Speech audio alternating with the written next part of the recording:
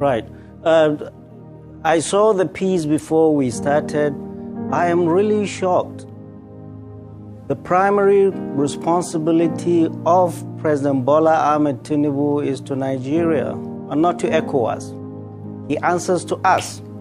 He's not even addressed Nigerians and justify what he's going to do. He's gone to the Senate to ask for approval. Has no way to declare war. It's not easy declaring war. You're sending your men and women into harm's way to go and get killed and kill. I've said it clearly from the outset of that piece I wrote. I am not into political correctness. We in the North, we are tired of wars. We have been at war for 13 years, for 14 years now with Boko Haram, since 2009, and 9 years with bandits and kidnappers. And you're bringing a fresh war to us? And we share with Niger Republic, long before the creation of these two entities, Niger and Nigeria, we have shared heritages in our culture, in our religion, in our languages. And we share a border over 1,000 kilometers from the northwesterly end in Kebbi to the northeasterly end in Borno. We have Zabarmas in Nigeria and Niger. We have Hausas. They are the predominant tribe in Niger, 53%. We have Fulanis. We have Kanuris. The whole of Difa region around the northeast of Nigeria, they are Kanuris. So we're going to war and killing them for what? Before any president goes to war, he comes and explains to his people, these are the reasons why I'm going to war. What are the strategic importance, economic, security, or political strategic importance of going to war? What are the self-interests of that country in going to war? The people who are going to war on their behalf, the Western world, France and the United States, they know what their interests are. Their strategic interest is not the people of Niger or Nigeria, but what is underneath the soil of Niger and Nigeria.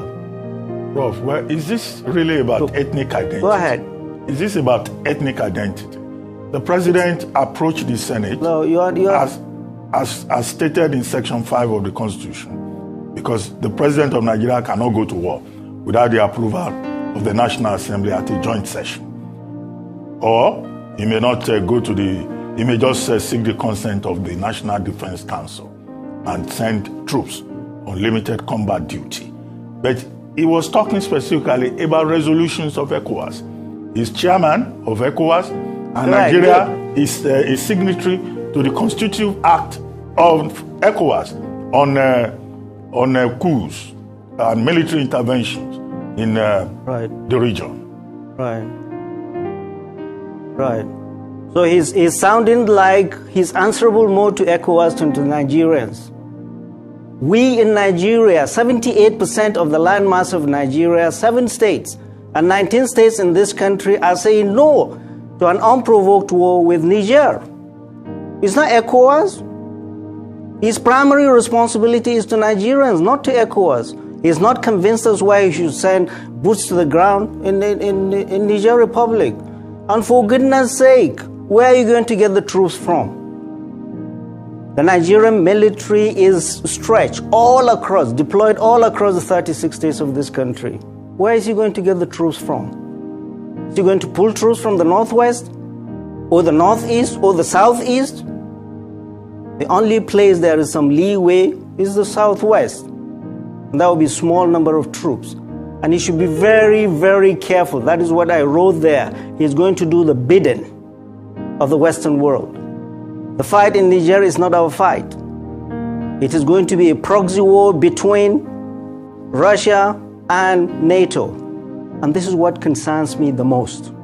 We have been surrounded by countries now where you're having this proxy war between these two countries. And we're going to do their bidding. President Bola Ahmed Tinubu has not even settled down. He doesn't even have his team and is declaring war without consulting the people, without the consent of the people. Okay. No, we say no to war and we're not going to support any war. Okay, I get your point. You had a number of recommendations, one of which is that diplomacy should be the best option. Where that diplomacy, as ECOWAS chair, President Tinubu had liaised with President Patrice Talon of Republic of Benin. He was the first person to go there. President Idris Deby of Chad was also sent there. The chief of air staff of Nigeria and the former governor of Katsina State, Aminu Masari, and one other were also sent there. They didn't make progress. Only this week, General Abdul Salami Abubakar and the Sultan were also sent, as a delegation, as part of a delegation, to talk to the coup leaders. In fact, they were not even granted the audience. So that diplomatic option has been pursued. It has failed.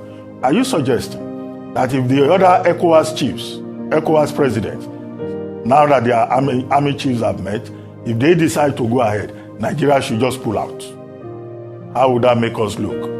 No, I'm saying if they decide to go, that will be wrong decision. And if President Bola Ahmed Tinubu takes a decision as the chairman of ECOWAS to go to war, he's doing that on his own. No, but I'm saying that it's not a unilateral decision. No. It's a group decision. No. Nigeria is Nigeria. And he is governing 200 million people. We have to give him approval to do that, even if he's the chairman of ECOWAS. The president of the Federal Republic of Nigeria is more relevant to us than being the chairman of ECOWAS. We that know are telling him things that his advisors will not tell him. That going to war, sending troops into Niger Republic will be a disaster. Unprovoked. We have had our own share of military takeovers in Nigeria. Nobody sent troops to us. What of Mali? What of Guinea? What of Burkina Faso? What of that Chad? That was the place where the French president was there babysitting the current president. Nobody sent troops there. We need to be very, very careful. It's their internal problem, and we should be able to help them.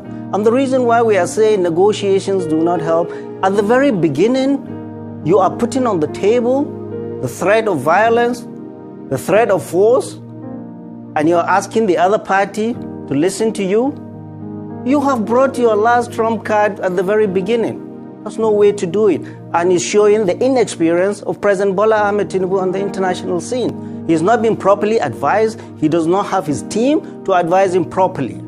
You do not do that. Okay, let's say you roll in your tanks, if you have them, into Niger Republic. What do you do? What do you do? You install Bazoum by force and you stay there and keep him by force? We have seen the United States going to Iraq, going to Afghanistan, saying they are going to bring democracy. Where are they now?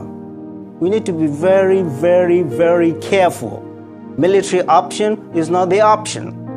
We have to. My recommendations are, first of all, take that threat of violence off the table, because that is what is making them more entrenched into their positions. That's why they refuse to see our elders. You are saying you're going to hit them and you're going to talk to them. Why are you here then? Take the threat of violence off the table. Start serious and sincere negotiation. And most importantly is, how are you going to help them solve this problem, which is an internal problem? By solving this problem is that, how are we going to do it?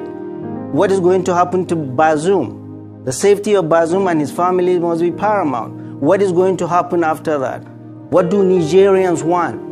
Do we want this military for how long? How can we pressure, the ECOWAS and the international community, pressure the junta to have a timetable to transition to a democratic rule as soon as possible, without the threat of violence? And essentially, ECOWAS has declared war. They have closed borders. They have closed airspace. They have President Bola Ahmed Tinubu unilaterally broke the treaty between Nigeria and Niger that was signed in 1960. that Nigeria will be supplying Niger Republic with electricity. Nigeria currently supplied 70% of electricity to Niger Republic. In exchange, Niger Republic will not dam River Niger upstream. If they dam River Niger upstream, we'll all be dry. We won't have Kainji Dam. President Bola Ahmed Tinubu unilaterally, without reverting to the Congress, broke that treaty. Now the capital, is in darkness. And you are saying we are going to... This is a country that has 40% of its budget is foreign aid. Biden sanctions, you close their borders, no-fly zone, you close, you cut electricity. Well, what is at stake is more than just what we see. We don't understand. The president needs to be properly briefed. And he isn't. He doesn't look like he is. Prof, well, except that in war, all is fair as in love. So if we cut off their electricity, it may not hurt us significantly. We get 85% of electricity supply in Nigeria from thermal stations. Igbe, Geregu, Afam, Omotosho, all those stations are thermal stations. Kanji, Shiruru, and Jeba are the ones that depend on hydro. So even if they dam, the River Niger, we'll still be fine, I guess, if we put our heads together. But you were saying that President Tinubu wants to go to war so as to give his government legitimacy. What is the connection? Absolutely. Very important connections. So, President Tinubu, Bola Ahmed Tinubu, his election is contested, is still in court. There's legitimacy issues nationally and internationally.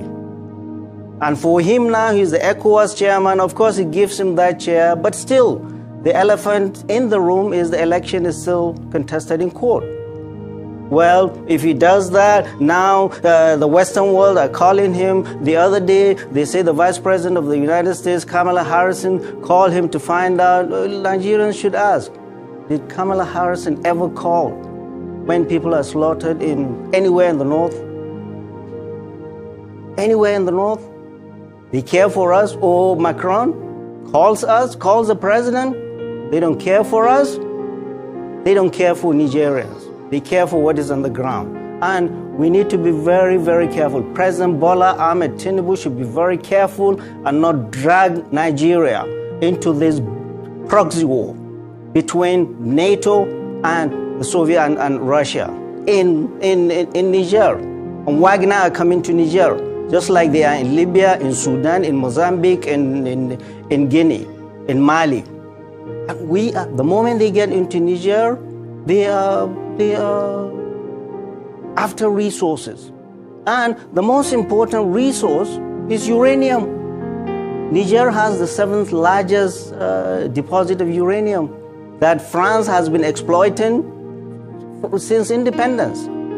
And you see the penury, see the poverty in Niger. The second thing is we have this Trans-Saharan pipeline that is built to be piped from Warri through Niger up to Algeria, to stop in Algeria and then go into Morocco and Tunisia to Europe. This is a very, very important pipeline for Europe and the United States as an alternative, because Russia during this Ukraine war is blocking supply of gas to them. So this is very, very important. The United States is there not for God, country, or the love of Nigeria or Niger. They are there because of the resources. France, we know France has been there. France has never loved democracy. We need to be very careful. At a time, and I wrote it in that letter, in that piece, at a time when African Francophone countries like Burkina Faso, like Mali, they are severing their ties with France. Our president Bola Ahmed Tinubu is being dragged into being their ally. Prof, they can never be good allies. Prof, today is the deadline that ECOWAS has given, and you are saying forget about military intervention. Would this not amount to a loss of face, not just for Nigeria, but for all the other countries, considering the fact that our Chief of Defense Staff, General Musa, is even the chair of the ECOWAS chiefs, defense chiefs. How do we live with that? What will look like an embarrassment, or if you like, disgrace, because the coup leaders in Niger, they've been snubbing Nigeria routinely. No, Ruben, we have never had issues with Niger. During the Civil War, Niger was a very important ally when Cote d'Ivoire and Gabon were against us, when France was against us. Niger has always been a steadfast ally of Nigeria. We've never had issues with them. We've never fought them. We go in there, we will see the father and mother of banditry and Boko Haram like we've never seen. Forget faces. It's not our ego or the face of the president or anybody. It's about Nigeria and about the lives we are going to commit to battle. This is the most important. This is not well thought through, this is misguided and will not be accepted by people, especially we here in the north that live in close proximity to this war. These are our flesh and blood. They are our people. They've done nothing to us. They are our allies. You go to Zamfara, you go to Katsina, you go to Niger, you go to Borno State. They have been helping villagers when bandits come. And over 300,000 of Nigerians are IDPs in Niger Republic from all of these conflicts. President Bola Ahmed Tinubu, instead of starting a fresh war, we want you to close these wars. Boko Haram, 14 years. Banditry, 9 years. We want you to give marching orders to the military. We want this Boko Haram and banditry to end and end now. It can be done. We don't want it to be a forever war. Our societies have been devastated. Economies devastated. Our schools, hospitals, infrastructures devastated. You are starting another war and you expect us to support you? Why? Okay. We voted for you. That is we, not I. I didn't vote for you. Those that voted for you to bring peace to our land. We want you this year to bring an end to Boko Haram and banditry instead of opening another battle front in Niger Republic. That is your mandate from Nigerians, not ECOWAS. Well, Prof, you've been talking about proxy war. Russia and NATO, you kept mentioning them. Well, France is also at the center of this. France, Germany, the US, they have military bases in Niger. And some people have been saying, why did they fold their arms and allow the coup to take place? That's one question. But specifically the role of France. You said France doesn't like democracy. Well, there has been a rebellion against France in Niger and also in Mali. The coup leaders in Mali have just decided to cancel about 11 agreements that they signed with France in 1961, including France having control over their external reserves and also, having the first right of refusal over mineral resources in the country.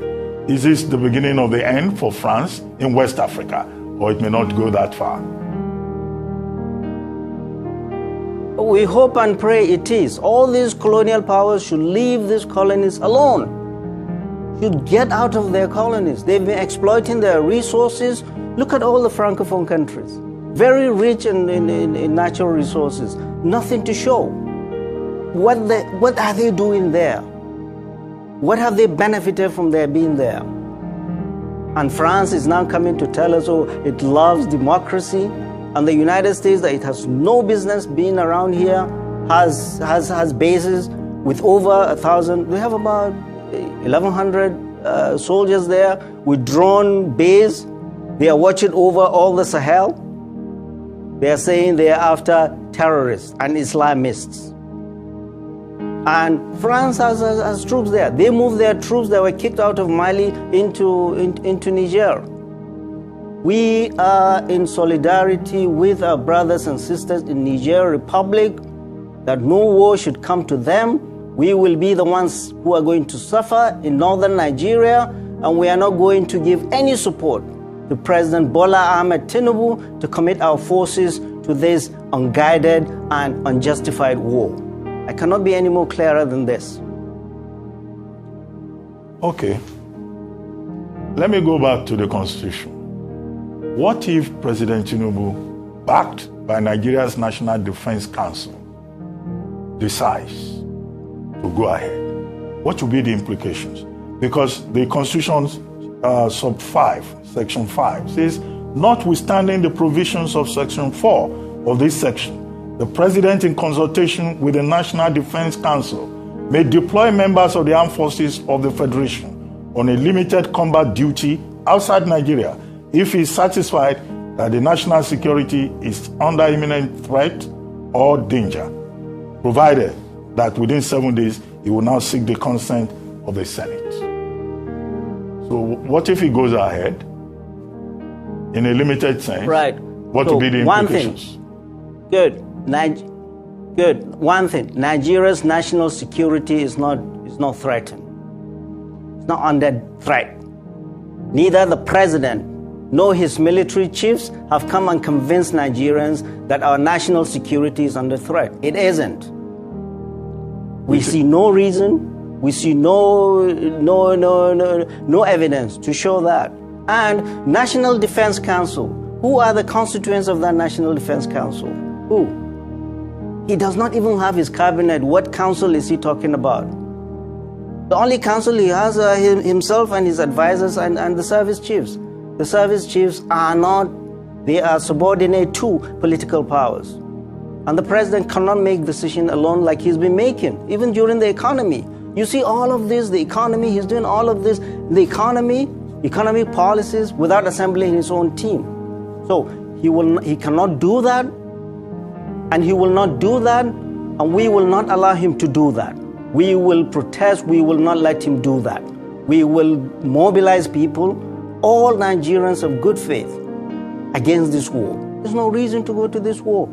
He has not even talked to Nigerians to convince us why he should send our men and women into harm's way. And most importantly, we do not have the capacity to do that. This is the honest truth. The danger is that the United States or France or NATO will come and tell our military or our president, we are going to help you with logistics. This is what they did in Libya. They killed Gaddafi and then they ran and left. Look at Libya, where it is today. This is Iraq. Where are they today? This is Afghanistan. Where is it? Wherever they go, bad things happen. So, our president should not commit our military to this misguided war without talking to us Nigerians and convincing us. But I will tell him this for free, that his advisors will not tell him. We in the North, we will not support any form of aggression on Niger Republic. Unprovoked. We see no reason to do that. None at all. None. We have enough problem. Mr. President and your military should look inward and take care of Boko Haram and banditry that have been plaguing us for the last 14 years. You cannot handle this ragtag bandits on motorcycle. You are pulling tanks and going there. This is your job. Do not leave these two wars as abandoned project and move to open another theater of war, which you will lose. You will lose. What is your exit strategy? What is your exit strategy? You go there, put Bazoum and leave. Are you going to remain there forever to hold Bazoum? Okay. Come on. Prof, it's interesting. Common sense must come in here. It is interesting to note that you are not alone. Go ahead. It's interesting to know that you are not alone. This position you hold. Chief Olabode George shares your view. Senator Shehu Sani said more or less the same thing. The Jamaatul Nasrul Islam also issued a statement to that effect. And of course, the lawmakers from those 7 states that I listed earlier on also share the same thing. But let's see what happens after today when, the deadline is over. Whether the ECOWAS heads of state and government will reverse their position and say that, well, they will just be watching the development story and stick to diplomacy in engaging Niger. Thank you very much, Professor Yusuf, for joining us on This Day Live, the Sunday Talk Show.